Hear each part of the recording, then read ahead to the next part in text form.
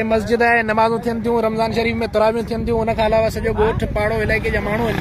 जेकॾहिं हिन ते अमल दरामद न थियो, हिन जे ख़िलाफ़ एक्शन न वरितो वियो त असां पंहिंजे एहतिजाज जो दाइरो वसी कंदासीं। ॿाहिराड़ी जा माण्हू आहियूं, हर कम में हर ॻाल्हि में सियासतदाननि जो सभिनि जो साथ ॾींदा आहियूं।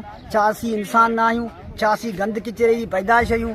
जेको बि ताजिर माण्हू, जेको बि पैसे वारो माण्हू अचे थो ॿाहिराड़ी ते गंद किचिरे जा सामान ठाहे थो, कारखाना ठाहे थो, फार्म ठाहे थो। छा असीं इंसान न आहियूं?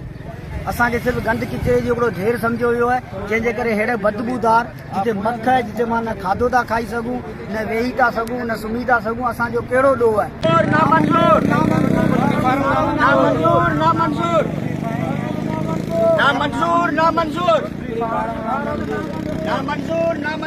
बिस्मिल्लाहिर्रहमानिर्रहीम।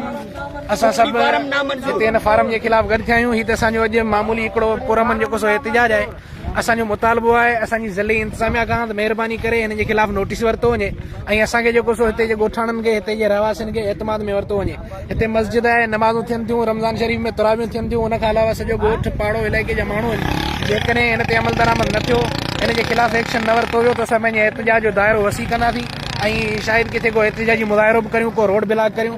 कानून जी हद में रही करे इन करे महिरबानी करे ज़िले इंतिज़ामिया खे असांजी अपील आहे त बराए करम असांजी हिन अज़ाब मां जान छॾाई वञे ऐं हिन जे ख़िलाफ़ एक्शन वरितो वञे। महिरबानी।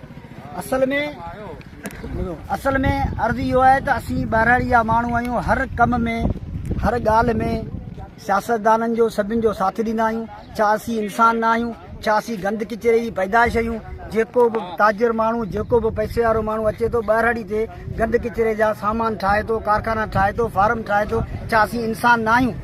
असांखे सिर्फ़ु गंद किचिरे जो हिकिड़ो ढेर सम्झो वियो आहे, जंहिंजे करे अहिड़े बदबूदार जिते मख आहे, जिते मां न खाधो था खाई सघूं, न वेही था सघूं, न सुम्ही था सघूं। असांजो कहिड़ो ॾोह आहे?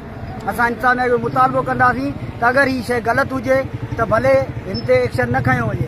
अगरि शइ ही गैर क़ानूनी आहे त बराए महिरबानी करे असां ॿाहिराड़ी वारनि माण्हुनि लाइ आज़ार ख़तमु कयो वञे। महिरबानी।